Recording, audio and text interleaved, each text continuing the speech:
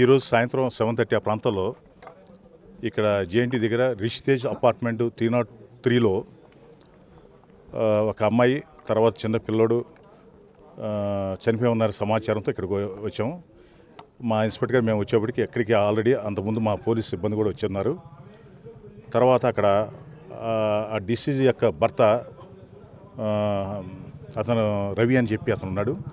అతను కూడా వచ్చి ఉన్నాడు. అతను ఈ రవి ఫస్ట్ ఈరోజు మార్నింగ్ 10 ఆ ప్రాంతంలో ఆఫీస్కి వెళ్ళాడని చెప్పి తర్వాత ఈవినింగ్ 6:30 ఆ ప్రాంతంలో వచ్చేప్పటికి తలుపు కొడితే తలుపు తీయనందువలన కింద పైన చూసుకొని ఆ పక్కన విండో నుంచి తొంగి చూస్తే కొద్దిగా కొంచెం ఆ విండోని కొద్దిగా పక్కలాగి చూస్తే లోపల ఈ అమ్మాయి హ్యాంగ్ చేసుకొని ఉంది. అతని భార్య అమూల్య, అమ్మాయి పేరు 30 years.